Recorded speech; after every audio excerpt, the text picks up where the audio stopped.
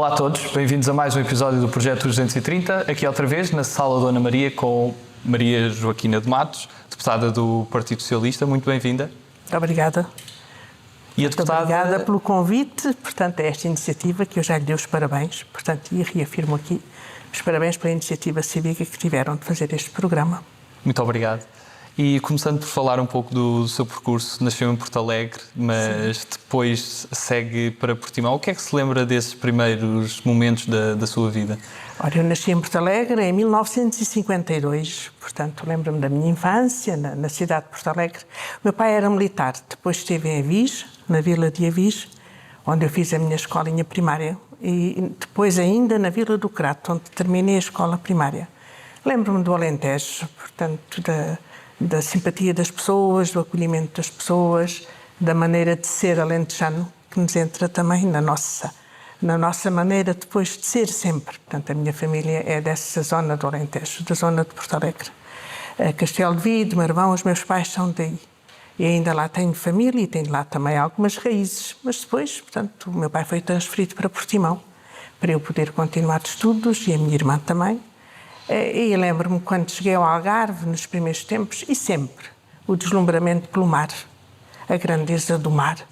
Eu ia à praia e tinha medo do mar. Ao mesmo tempo, portanto, atração. Ainda hoje, a gente depois habitua-se, quem é algarvio, a viver junto do mar. É uma riqueza, é uma inspiração. E desses tempos, dos meus primeiros tempos, lembro-me quando fui para o Algarve, com 11 anos estranhei, portanto, levei algum tempo a adaptar-me, mas pronto, mas depois fiz-me algarvia. Eu já sou mais algarvia que alentejana, ou serei uma mistura das duas coisas, não sei explicar bem. E qual é aquele momento que decide vir estudar para Lisboa? Desde os meus tempos de menina na escola, que os meus pais diziam, portanto, ela vai ser professora. Aliás, da minha geração, quando nós continuávamos estudos, fomos muitas para... Era uma das carreiras, era uma das saídas profissionais da altura. As raparigas serem professoras, mas eu também gostava. Também gostava muito de brincar às professoras e de ensinar os mais pequeninos. Portanto, foi aí. E para continuar os estudos, naturalmente que na altura não havia Universidade do Algarve, nem se sonhava sequer com uma coisa dessas, não é? Portanto, eu vim para Lisboa estudar para a Universidade de Lisboa, para a Faculdade de Letras de Lisboa, em 1971.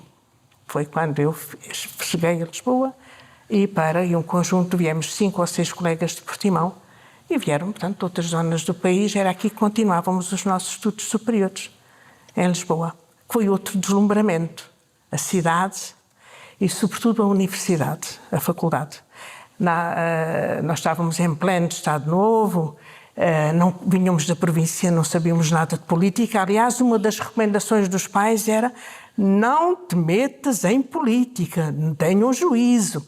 E nós, sim senhor, mas depois aqui as faculdades fervilhavam já de política, de contestação política, de várias forças, portanto, do Partido Comunista, a União dos Estudantes Comunistas. O Partido Socialista surgiu depois em 1973, também começámos, e movimentos mais esquerda, mas os estudantes, nessa altura, toda a gente era qualquer coisa contra a guerra, sobretudo contra a guerra colonial, e depois também contra a situação de miséria em que vivia o povo português, contra a repressão, portanto, pela PIDE.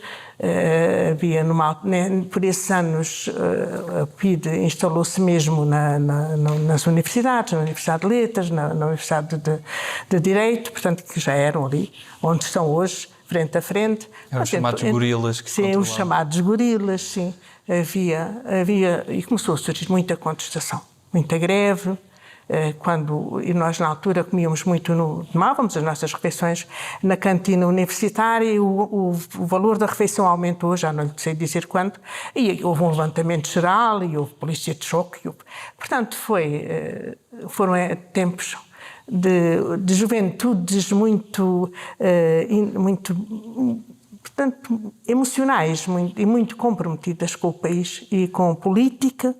Isto tem que mudar. Portanto, nós queremos um país livre, a guerra tem que terminar, portanto não há condições, não é justo.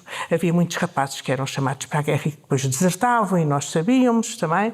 Havia estudantes que eram presos e eram, portanto, convocados também para a guerra, e tudo isso gerou uma geração de gente muito comprometida politicamente com o futuro do país. Portanto, muitas das pessoas da minha idade ficámos sempre com esse compromisso com o nosso país, com Portugal.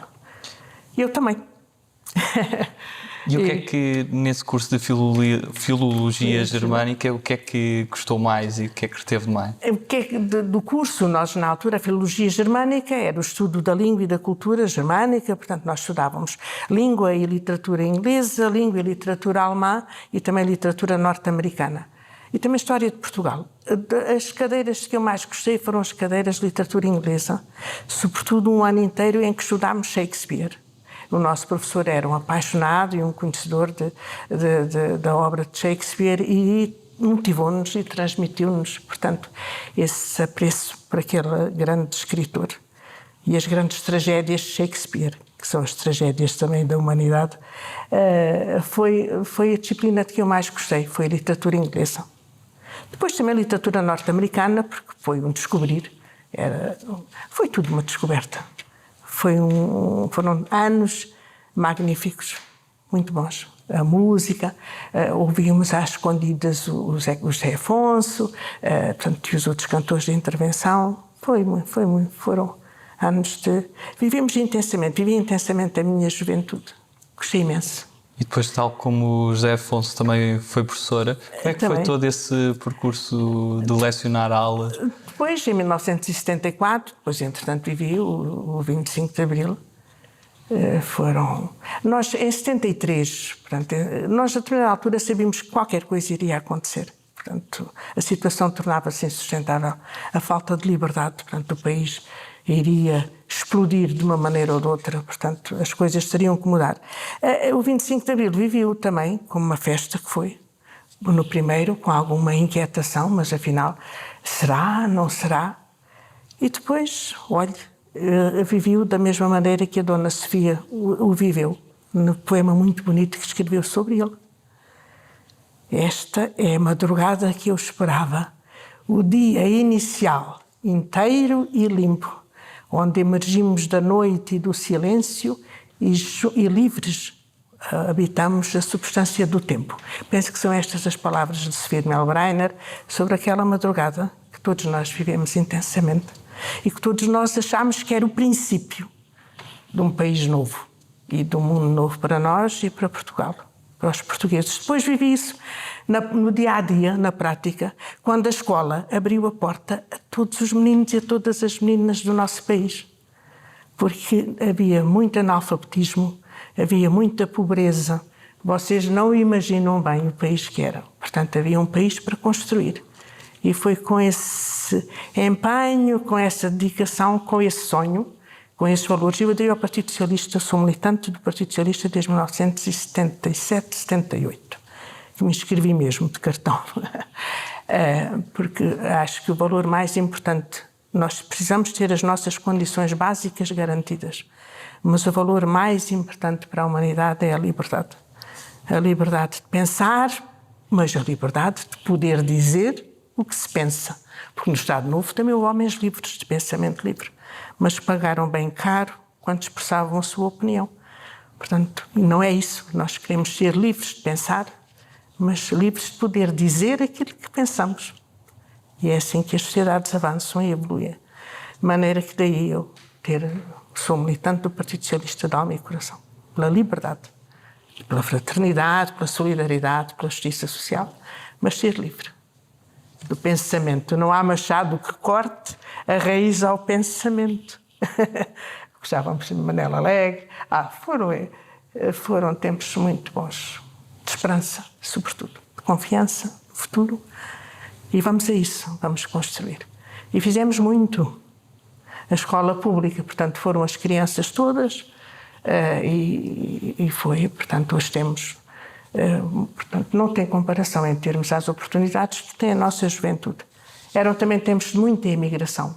Ia muita gente para a França, mas muita gente também à procura de pão, de um projeto de vida. sobretudo as pessoas do interior, as pessoas foram e sofreram, mas também deram um contributo à construção de França, os imigrantes portugueses, e também, portanto, com as suas remessas também ajudaram o país a melhorar. E falámos de Sofia, a Sofia também é uma figura querida de Lagos. Sim, sim, sim. E eu próprio tenho também algumas costelas de lacobrigense e estabeleceu-se a senhora deputada desde 82 em Lagos, considera a sua terra. É a minha terra. Como é que, para a generalidade dos portugueses que não conhece tão bem Lago, qual é aqui a riqueza cultural e de uma cidade que para alguns é desconhecida e que tem um peso tão grande na história de Portugal? Lagos também já não é desconhecida. Lagos é a terra dos descobrimentos. E é, de facto, foi a terra dos descobrimentos. O primeiro século dos descobrimentos portugueses aconteceram em Lagos.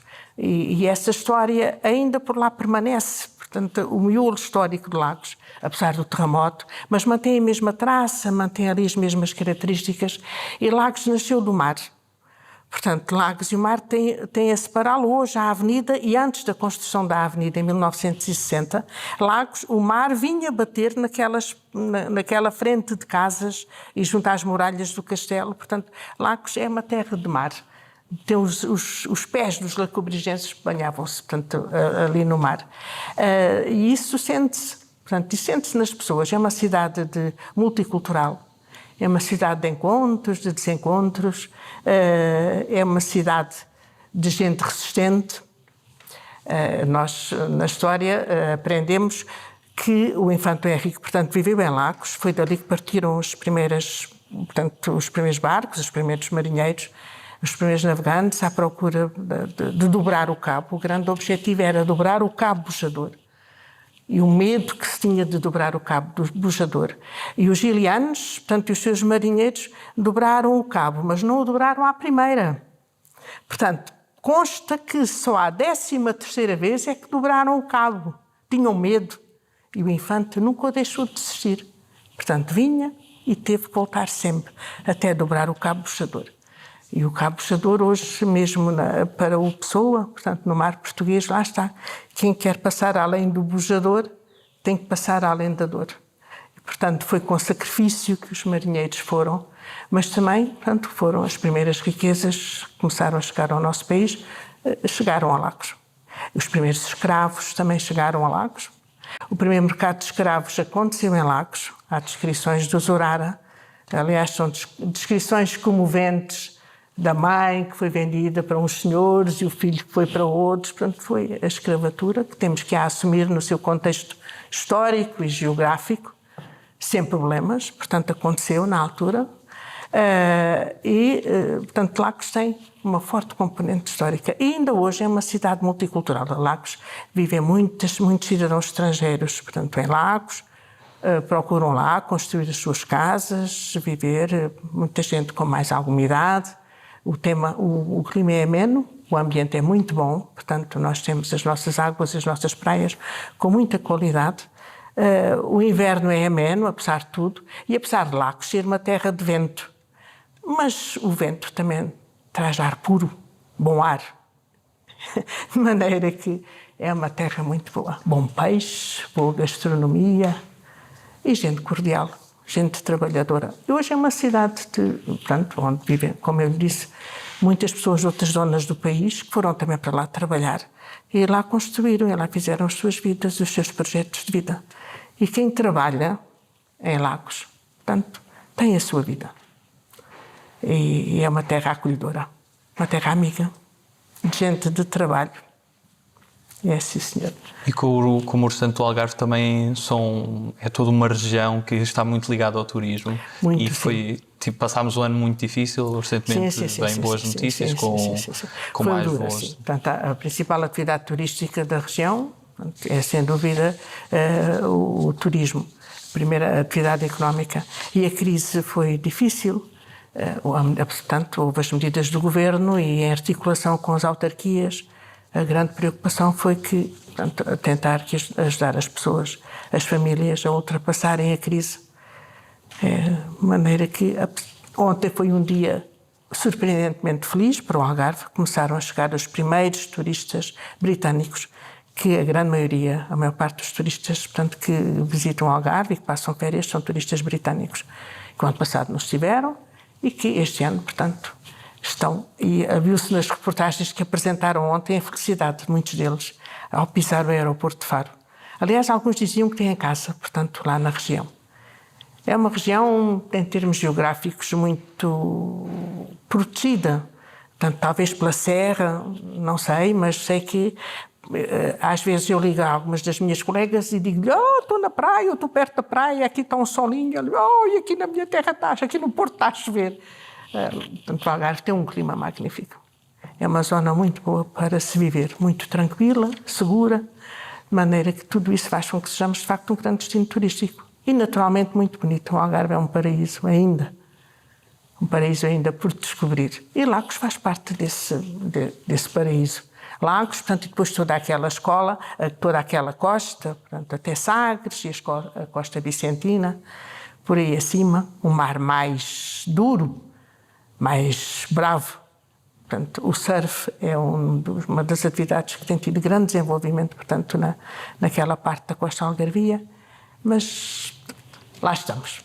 E para quem desempenhou funções autárquicas, com uma vasta experiência autárquica, incluindo sendo o Presidente da Câmara de Lagos, qual é que sente que foi o maior legado que também deixou nos seus mandatos? Ser autarca, eu gostei muito de ser professora, muito. Aliás, se voltasse atrás, penso que voltaria a ser professora. Mas também gostei de ser autarca. Eu comecei a minha atividade autárquica em 1994. Quando o Partido Socialista me convidou para integrar as listas para a Assembleia Municipal. Eu tinha ainda os meus filhos pequenos, mas, portanto, na altura, para a Assembleia Municipal, aceitei. E tive 2 mandatos, portanto, na Assembleia Municipal, como membro da Assembleia Municipal, que é um órgão importantíssimo, portanto, da nossa vida autárquica, e onde se aprende logo muito e onde, portanto, nos começamos a inteirar da dinâmica, portanto, autárquica. Depois, em 2001, integrei as listas para a Câmara, fui número 2 da Câmara e ganhámos, e fui vereadora com as funções de vice-presidente e em 2003 então fui convidada para presidente da Câmara. Servir a população, portanto, servir o povo, como dizia Mário Soares, e à nossa medida servir a população. São desafios no dia-a-dia. É tudo importante. As pequenas obras que se fazem e que são importantes, as casas que se fazem e que se entregam às famílias, são momentos de muita gratificação, muito gratificantes.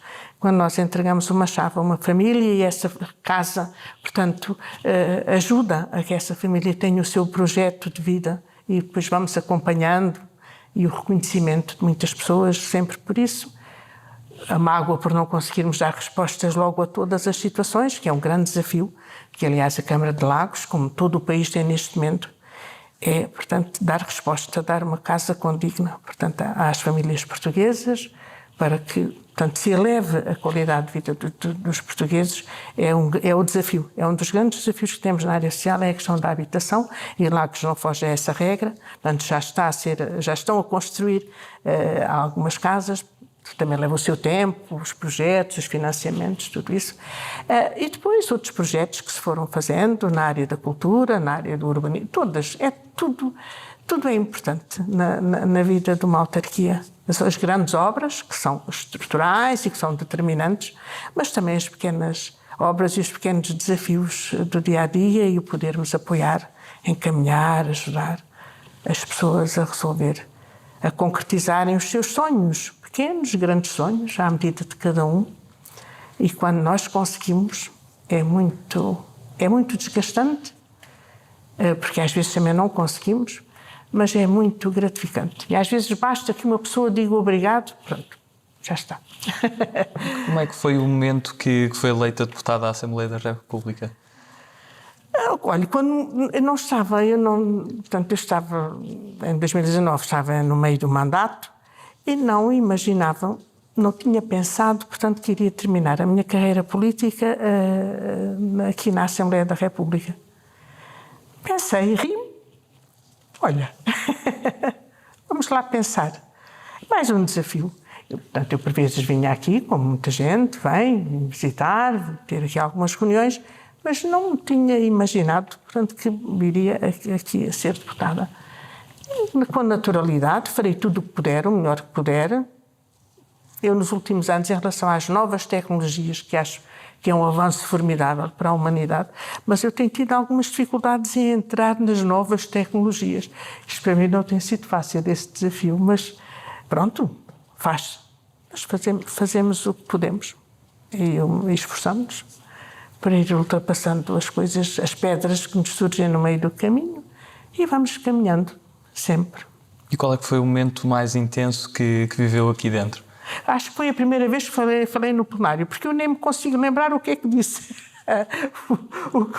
Eu, quando andava na faculdade e tínhamos provas orais, na altura, eu lembro-me de ter uma prova oral de literatura alemã e quando as minhas colegas, que nós depois assistimos umas às outras, me perguntaram, eu não me quando acabei, sentei-me e não me lembrava, vivi tão intensamente aquele momento que nem me lembrava bem o que é que tinha dito. E aqui, pronto, mas isso já passou. Mas pronto, é um desafio constante numa legislatura em que, e nos tempos que são também, dizem as pessoas que aqui estão há mais anos, uns tempos diferentes. Nós estamos a viver uns tempos absolutamente extraordinários, não é? Portanto, eu lembro-me da sexta-feira em que foi decidido encerrar as escolas, na segunda-feira. Eu, olhando para trás, eu penso que nós vivemos todos nós, quem governa e quem é governado, os governantes e o povo, nós vivemos tempos de grandes desafios e que portanto, conseguimos vencê-los. E estamos quase a vencer esta epidemia, esta pandemia. Isto, seja lá o que isto for, o vírus. De maneira que, porque foi também uma surpresa para nós. Nós ouvimos falar nas pestes, nos sofrimentos enormes das pessoas ao longo de toda a história, não é? E eu penso que estávamos já quase livres de pensar que tínhamos também uma coisa destas. Mas hoje somos felizes, temos vacinas, temos a ciência, temos a investigação científica. Nós vivemos tempos muito bons. Só é pena é que o conhecimento e a investigação, que é encaminhado para o bem, ao mesmo tempo também é encaminhado para o mal. E nós temos que ter noção disso. Mas, de qualquer maneira, temos que ter noção que, apesar de tudo, vivemos tempos bons, podem ser bons para a humanidade, para todos nós, para a humanidade toda. Passamos agora à segunda parte da nossa entrevista. Da nossa conversa, sim. Uma parte ainda mais dinâmica e começamos pelas nossas usuais escolhas. E a primeira escolha que lhe proponho é entre humildade e ambição. Um pouquinho das duas. A ambição também faz falta. As pessoas precisamos ter a ambição, desde que não se pise ninguém. É preciso ter humildade, temperado, azeite e vinagre. Humildade temperado com ambição. A ambição é legítima, todos os sonhos são legítimos. E nós avançamos se tivermos a ambição de... E cães ou gatos? Eu tive um gato que foi o nosso animal doméstico de que gostei imenso. Um gatinho também. Meia praia ou Dona Ana? As duas. Um dia sim, um dia não. Manhã de meia praia. Manhã de meia praia, tarde Dona Ana. Dependendo do vento também. Depende do vento. O vento na meia praia à tarde. Infanto Henrique ou Gilianes? Os dois. O professor e o aluno fizeram a equipa. Os dois. Completaram-se. O infante planeou, programou o cérebro e o Gilianes foi à luta. Os dois. Uma equipa grande. Biden ou Hillary Clinton? Biden. Embora eu esteja admirada com o silêncio, pelo menos em relação a Israel. Tenho curiosidade agora. Mas sim, Joe Biden. Sim, para já. Joe Biden. Shawn Mendes ou Jorge Palma? Jorge Palma, encosta-te a mim. Eixo do mal ou circulatura do quadrado? Eixo do mal sempre. Sou fã do eixo do mal. Conquilhas ou Condelipas? À maneira de Lagos são os Condelipas. Hermano José ou Ricardo Araújo Pereira? O velho Herman. Sonho ou realidade? Dom Quixote e Sancho Panza. Os dois. Sonho e a realidade. Dom Rodrigo ou pastel de nata? Dom Rodrigo. 230 ou 180? Para já, 230. Um assunto ainda a esclarecer na minha cabeça. E se tivesse a hipótese de convidar uma personalidade com quem nunca tenha tido a hipótese de almoçar, quem é que seria essa pessoa? Neste momento, gostaria de almoçar com António Guterres, para lhe dar um abraço. Grande abraço. E qual é que seria o prato principal? O prato de peixe. Lá em Lagos, à beira-mar. Bom peixe, bom vinho ali da região. Depois um Dom Rodrigo. Da Praça Sofia Melbrain. Da praça, do caminho da manhã. Sim. E tem assim alguma inspiração literária, algum livro que tenha gostado mais? Olha, eu neste momento estou a ler Lídia Jorge. Lídia Jorge é algarvia, portanto é do Conceito de Lolé. É também uma grande escritora. É uma escritora do Algarve, mas é uma grande cidadã do mundo. É uma mulher que o último romance dela é O Estuário. E é um romance sobre os dias de hoje e como ter esperança nos dias de hoje. É uma mulher excepcional. Ela, neste momento, foi convidada, portanto, pelo Sr. Presidente da República para Conselheira de Estado. Agora, na altura do 25 de Abril, fez uma conferência. O Sr. Presidente da Câmara de Lolé convidou-a para uma conferência sobre, portanto, o 25 de Abril, e fez uma conferência magnífica sobre a liberdade, a democracia, que nada está adquirido. Estes valores, por tanto lutamos, não estão adquiridos. Portanto, há uma luta constante. E há sinais preocupantes nos nossos tempos e na nossa sociedade e também em Portugal. Lídia Jorge, recomendo vivamente a leitura de Lídia Jorge. E a nível musical? Eu sou, nos anos 60, eu sou da geração que viu nascer os Beatles, mas que gostávamos também muito, era muito forte a influência da música francesa em Portugal, e nos portugueses, e na minha geração. Eu sou fã tanto do Adamo, mas também do Moussaki, de Jacques Brel, da Edith Piaf. Eu gosto muito, muito de música francesa e, de vez em quando tenho tempo, ainda gosto de ouvir o Moussaki, Le Métèque. Gosto, portanto, e o Brel, e uma canção muito bonita de amor, que é o Ne me quitte pas. Se não conhecerem, vão à procura, que são também canções de sempre. Música francesa.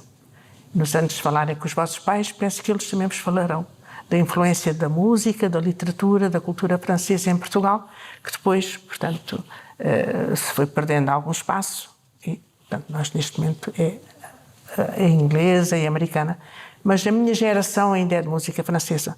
Gostei também muito do José Afonso, as músicas do José Afonso, lindas. Nomeadamente os Índios da Meia Praia. Os Índios da Meia Praia. Não são índios, é boa gente na Meia Praia. São os pescadores que foram para... Portanto, é uma história da Meia Praia. Quem diz o contrário é tolo, como a própria letra diz. Pode crer. Pode crer. E a nível de filmes? Filmes. O filme que eu mais gostei de ver na minha vida foi um filme que é O Nome da Rosa, com o Sean Connery. Mas O Nome da Rosa, portanto, que era um filme baseado no romance de Humberto Eco, foi um filme magnífico. Quando acabou, apeteceu-me, portanto, bater palmas. Mas, portanto, outros. Gosto de ir ao cinema bem ver um bom filme. Qual é aquele país que nunca visitou e gostaria mesmo de visitar? Há um país que eu gostaria de visitar, que é a Argentina, porque para andar lá, para ver dançar bem o tango. Acho o tango uma dança linda, e para dançar também lá um tango, para conhecer a Argentina. Eu gostava de visitar a Argentina, já visitei o Brasil, e depois gostava de ir mais para o sul, até a Argentina. Passando agora a um conjunto de palavras soltas, que Diga. peço que me diga o que é que associa em poucas palavras ou numa palavra Sim. às palavras que eu escolhi. Primeiro é um conjunto, que é um nome, Gilianos. Aventura, determinação. Aventura, determinação. Sim. Esperança de Lagos. Futebol, garra. Ingleses. Bem-vindos. Via do Infante. Portagens, sem portagens. Mulheres. O encanto. As mulheres, a força das mulheres. A força das mulheres, força. Casa. É o nosso porto de abrigo. Descobrimentos. Sempre. Sou fã dos descobrimentos portugueses. A grandeza dos descobrimentos. A grandeza de um povo. É encurralado entre um país fortíssimo, a Espanha, e o mar. É o destino. É o fado. Eu acho que os portugueses não tinham muita saída. Portanto, embarcaram à descoberta do mundo. É uma epopeia. Quanto mais se lê sobre os descobrimentos, pelo menos para mim, maior é o reconhecimento que tenho pelos nossos marinheiros e pelas mulheres que ficaram também, pelo povo português, pela aventura. Convicção. Convicção, esperança, confiança. Confiança. Dom Sebastião. Uma tragédia nacional. E se pudesse resumir Portugal numa palavra, que palavra é que escolhia? Meu querido país. É o meu país. É um milagre histórico, quase, que sobreviveu à Espanha. E um país, a resistência, um país resiliente, resistente, é o meu país. Meu estimado, meu querido país. Sou portuguesa. Adoro Portugal. Viajo por Portugal.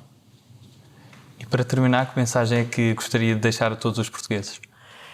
Que tivemos várias encruzilhadas históricas, portanto, e que estamos noutra encruzilhada, portanto, agora pós-Covid, pós-epidemia, pós-crise sanitária que vamos ganhar, que estamos a ganhar, a crise sanitária, graças à ciência, graças à investigação e graças também ao esforço dos portugueses.